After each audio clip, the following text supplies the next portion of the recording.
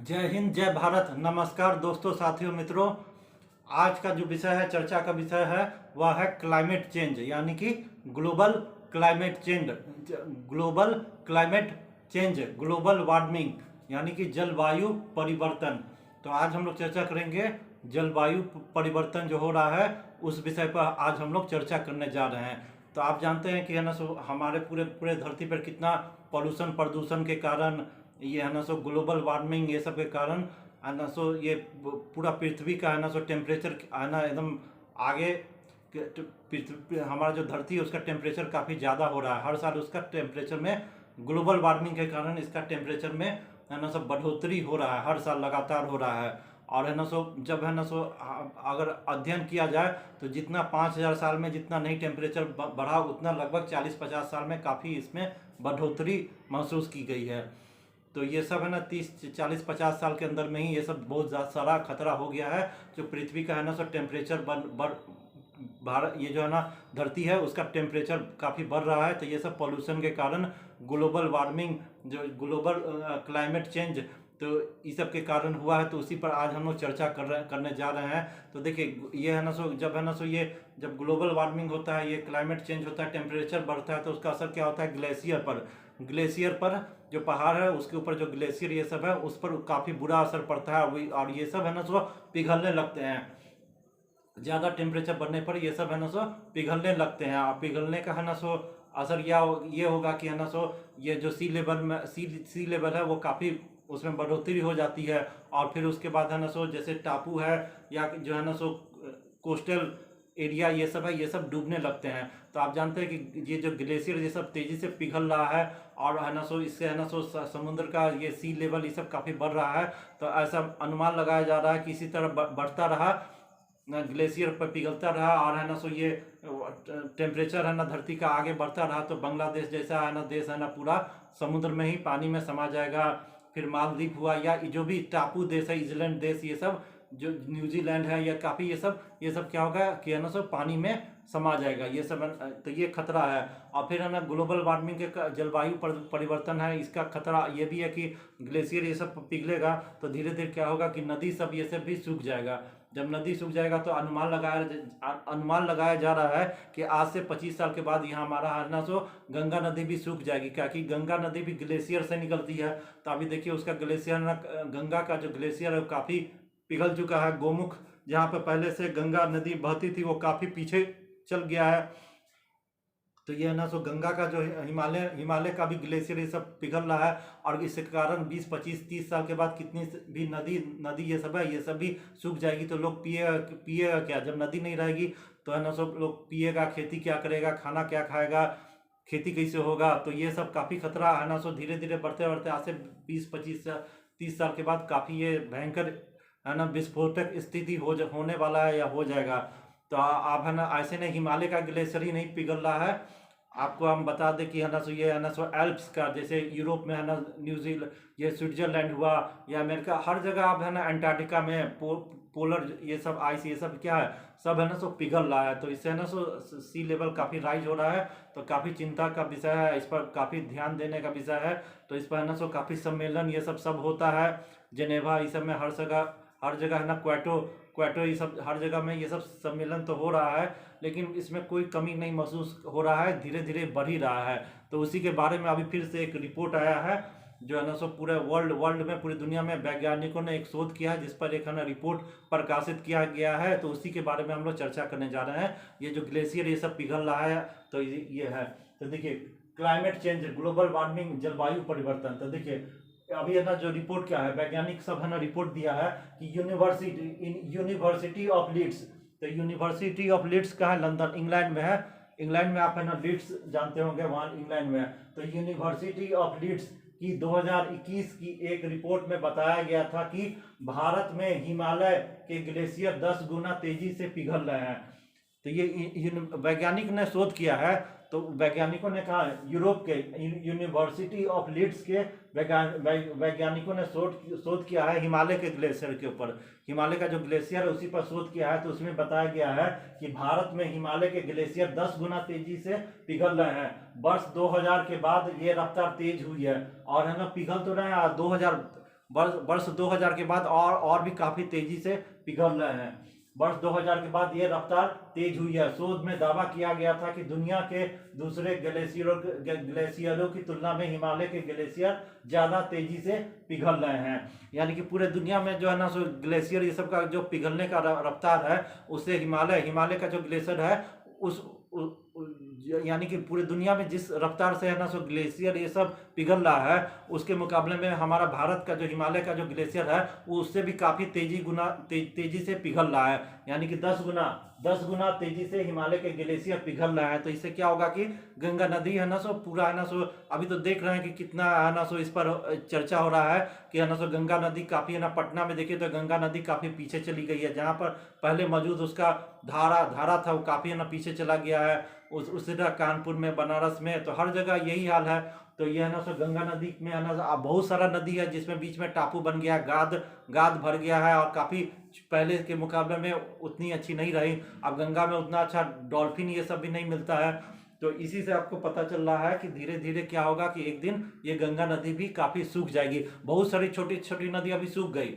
अभी अब देखिए बिहार में मुजफ्फरपुर जिला है, उसमें है ना सो कितना छोटी छोटी नदी है जो आज से 20-25 साल पहले लोग बोलते थे कि इसमें लोग नहाते थे, खेलते कूदते थे, सिंचाई ये सब होता था। लेकिन आज से ये सब 20-25 साल पहले का बात है। लेकिन आज वह नदी सब क्या नाला में एक तरह से परिवर्तन हो गई है, पता भी नहीं चलता है, बरसाती नदी बन के रह गया है। तो ये सब है ना सो हो चुका है, छोटा छोटी नदी सब सूख गई है। अब बड़ा नदी है जैसे गंगा नदी है, ये सब पर भी काफ़ी बुरा असर पड़ रहा है। बागमती नदी नेपाल में है तो उस पर भी काफ़ी बुरा असर पड़ रहा है। तो ये रफ्तार है कि लग रहा है कि इस तरह से यही होता रहा तो है ना सो ये सब नदी, बड़ी बड़ी नदी भी है ना 20-25-30 साल में सूखी जाएगी। अच्छा, शोध के अनुसार देखिए, शोध के अनुसार जो शोध हुआ है लीड्स में, यूनिवर्सिटी ऑफ लीड्स में जो शोध हुआ है उसमें 1931 के बाद से 2016 तक स्विट्जरलैंड के 1400 ग्लेशियर पर शोध हुआ है। देखिए 1931 से 2016 तक स्विट्जरलैंड का जो ग्लेशियर है लगभग 1400 स्विट्जरलैंड में जो ग्लेशियर है उस पर शोध हुआ है। उसमें पाया गया कि आधा से ज्यादा पिघल चुके हैं। देखिए शोध में पूरा ना रिपोर्ट तैयार किया गया जिसमें पाया गया कि स्विट्जरलैंड के 1400 में जो 1400 ग्लेशियर है उस पर पूरा शोध किया गया। तो इसमें पाया गया कि है ना 1931 में जो है ना ग्लेशियर सब पूरा भरा हुआ था, उसमें से आधा अभी 2016 आते तक आधा, उसमें से आधा ग्लेशियर पूरा पिघल चुका है। यानी कि 1400 जो ग्लेशियर है स्विट्जरलैंड में उसमें से लगभग 700 ग्लेशियर पिघल ही चुका है, आधे से ज़्यादा पिघल चुके हैं। पिछले 6 साल में ही 12% ग्लेशियर पिघल गया। अब स्विट्जरलैंड का ग्लेशियर के बारे में पता चलता है कि पिछले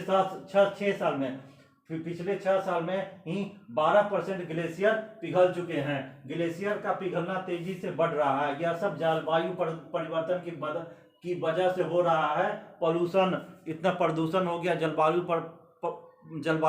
परिवर्तन हो गया, कार्बन इमिशन, इतना कार्बन ये सब है ना सो इमिशन हो रहा है, पॉल्यूशन हो रहा है, टेम्परेचर पृथ्वी का बढ़ रहा है। तो ये सब कारण है। पेड़ की कटाई हो रहा है, लोग है ना अंधाधुंध पेड़ की कटाई कर रहे हैं। आप जानते हैं कि पेड़ है ना सो कार्बन डाइऑक्साइड है ना अपने ले लेता है और ऑक्सीजन देता है। तो देखिए इतना पेड़, पूरा पहाड़ जंगल कट रहा है। तो यही सब असर है, ये सब बढ़ रहा है। तो ये है ना सो ग्लेशियरों का पिघलना तेजी से बढ़ रहा है। यह सब जलवायु परिवर्तन, पॉल्यूशन के कारण हो रहा है। पेड़ पूरा जंगल काट दिया, खा गया है पूरा हिमालय पहाड़ का भी पूरा पेड़ सब खाली हो रहा है। ये सब है। अच्छा, वैज्ञानिकों ने छोटा हिमयुग यानी कि लिटिल आइस एज, अब लिटिल आइस एज, आप आइस एज जानते हैं, आइस एज जिसमें खाली है ना हिमयुग का, उसमें खाली है ना सो बर्फ था, हर जगह एकदम बर्फ था, कोई है ना जीव का नामो निशान नहीं था, हिम मानव रहता था। तो वही कहा जाता है वैज्ञानिकों ने छोटा हिमयुग यानी लिटिल आइस एज के बाद के आइस एज के बाद के लगभग 14,798 ग्लेशियर पर शोध किया है। देखिए हिमयुग जो है ना सो आइस एज है, उसके बाद के 14,798 ग्लेशियर पर शोध किया है। कौन किया? लीड्स के यूनिवर्सिटी ऑफ लीड्स के वैज्ञानिक ने। तो इस दौरान हिमालय के ग्लेशियर ने अपना 40% हिस्सा खो दिया है। अब देखिए शोध में पाया गया कि हिमालय है तो उसका लगभग 40% ग्लेशियर ने अपना ना वजूद ही खो दिया है। इस दौरान हिमालय के ग्लेशियर्स ने अपना 40% हिस्सा खो दिया, यानी कि हिमालय का 40% जो है ना, जितना भी ग्लेशियर है उसमें से 40% ने अपना वजूद ही खो दिया। अब 60% बच गया, यानी कि लगभग समझिए, मान लीजिए मोटा मोटी आधा ही अब ग्लेशियर बचा हुआ है। जो आज से 80-85 साल पहले जो है ना, जितना ग्लेशियर सब था उसमें से लगभग हिमालय का आधा के करीब है ना सो, आधा से थोड़ा ज़्यादा ग्लेशियर ये सब है ना सो पिघल चुका है। अच्छा, इनका क्षेत्रफल 28,000 से घटकर 19,600 वर्ग किलोमीटर रह गया। आप देखिए बहुत इंपॉर्टेंट चीज है। अब है ना सो हिमालय का ग्लेशियर पिघला है, तो इतना पिघला है 80-85 साल में कि है ना, पहले आज से 80-85 साल पहले जो इनका ना सो ग्लेशियर था उसका क्षेत्रफल कितना था? 28,000 वर्ग किलोमीटर था। पहले है ना, आज से 80-85 साल पहले हिमालय का जो ग्लेशियर था उसका ना क्षेत्रफल था लगभग 28,000 वर्ग किलोमीटर। अब है ना सो पिघलते पिघलते यह स्थिति आज हो चुका है 2020-22 में कि अब है ना सो ये 28,000 से घटकर 19,600 यानी कि 19,600 वर्ग किलोमीटर ही रह गया है। इस दौरान इन ग्लेशियरों से है ना सो 590 क्यूबिक किलोमीटर बर्फ पिघल गई है। आप देखिए इस दौरान इन ग्लेशियरों से 590 या मतलब कि 600 लगभग 600 क्यूबिक किलोमीटर बर्फ पिघल गई है। इतना बर्फ पिघला है 80-85 साल में कि है ना सो लगभग 600 क्यूबिक किलोमीटर बर्फ पिघल गया हिमालय का। ये सब है ना सो, यानी कि 40% उसका हिमालय का जो ग्लेशियर है वो अपना वजूद ही खो चुका है। और इसी तरह स्विट्जरलैंड ये सब में भी हो रहा है, और भी है ना सो, जैसे अंटार्कटिका में हो रहा है, पोलर आइस ये सब है ना सो पिघल रहा है। और उसके ना सो जलीय जीव जंतु ये सब है, जैसे पोलर बियर, कीवी ये सब होता है, ये सब के भी है ना सो, मछली है, ये सब के लिए भी जान पर काफ़ी खतरा हो रहा है। अब है ना सो जहाँ पर बर्फ था वहाँ पर पूरा खाली पहाड़ ही पहाड़ है। तो ये सब है, जलवायु परिवर्तन का काफ़ी भयानक असर हो रहा है और अभी तो पड़ ही रहा है। अनुमान है कि 20-25 साल के बाद यही रहा तो आदमी का अस्तित्व है ना धरती से मिट जाएगा।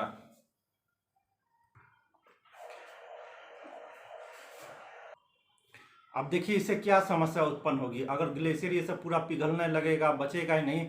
तो इसका तो एक समस्या यह है कि जो है ना, जो भी कोस्टल एरिया है वहाँ पर रहने वाले लोगों के लिए काफ़ी खतरा है। क्या कि जब ग्लेशियर बढ़ेगा ग्लोबल वार्मिंग होगा, ग्लेशियर ये सब बढ़ेगा तो समुद्र का जो लेवल है वो काफ़ी आगे ऊंचा होगा। तो जिससे इसके कारण जो कोस्टल एरिया है ना, तटों पर जो रहते हैं कोस्टल एरिया, जो इस्लैंड देश है या है ना सो ये सब है, ये सब का है ना डूबने का काफ़ी खतरा है। तो वहाँ के लोगों को है ना वहाँ से विस्थापित होना पड़ेगा।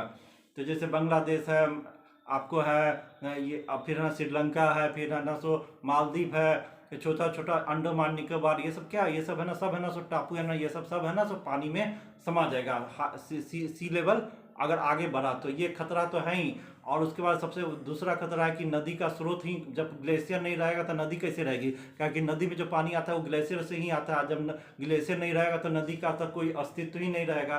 तो खेती बाड़ी, पानी उनी सब होगा तो आदमी का अस्तित्व, यानी कि आदमी का है ना तो पूरा अस्तित्व ही पृथ्वी से लगभग मिट ही जाएगा। बिना नदी है ना, जैसे कि आदमी के शरीर में नस नारी होता है, उसी में वो जैसे आदमी का शरीर है तो उसमें नस नारी ये सब होता है, वेन होता है, उसी तरह जो हमारा धरती है तो ये है ना, उसमें नदी क्या करती है, उसका है ना सो, जैसे आदमी के शरीर में नस नारी ये सब जो काम करता है, नर्वस सिस्टम पूरा है ना, उसको है ना सो एक जगह से दूसरे जगह तक है ना सो ब्लड को ले जाता है, सप्लाई करता है। उसी तरह नदी है, जो नदी के कारण है ना सो वो धरती की उर्वरा शक्ति है ना बरकरार है। अगर नदी नहीं रहेगा तो खेती बाड़ी ये सब नहीं होगा, कुछ तो होगा नहीं, लोग पानी कैसे पिएगा? तो ये ना पेड़ पौधा सब सूख जाएगा। तो ये है ना अस्तित्व पर, तो मनुष्य के अस्तित्व पर काफ़ी खतरा उत्पन्न हो गया है। और उसके और भी ज़्यादा है खतरा। एक सबसे बड़ा है कि ना, जैसे हिमालय पर ग्लेशियर पर पिघल रहा है, और ग्लेशियर जो पर पिघल रहा है तो हिमालय के पर है ना ग्लेशियर बनने से झील बन गई है। देखिए ग्लेशियर पिघलने से हिमालय और भी जगह है ग्लेशियर जो पिघल रहा है, तो उसके कारण क्या है, छोटी छोटी झीलें बन गई है। अब झीलें बन गई है, अगर इनकी दीवार टूटी तो बड़ा हादसा होगा।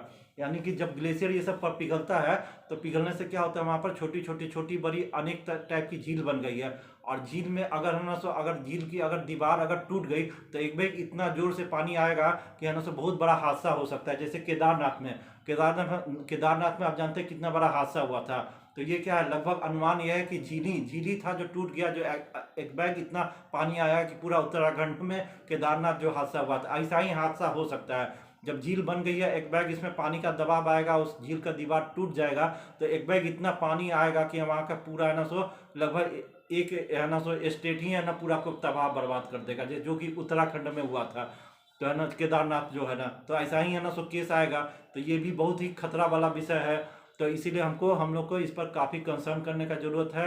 इतना जो कार्बन इमिशन हो रहा है, पॉल्यूशन बढ़ रहा है, लोग प्राकृतिक उपाय ये सब से रहे, पेड़ पौधा लगाए, पेड़ को नहीं काटे, ये सब तो है। तो ये सब है ना सो बहुत ही ज़रूरी है। अगर नहीं होगा तो आदमी का अस्तित्व मिट जाएगा। तो ठीक है, ये वीडियो देख लिए तो वीडियो देखने के बाद वीडियो को लाइक कीजिएगा और सब्सक्राइब जरूर कर दीजिएगा। धन्यवाद।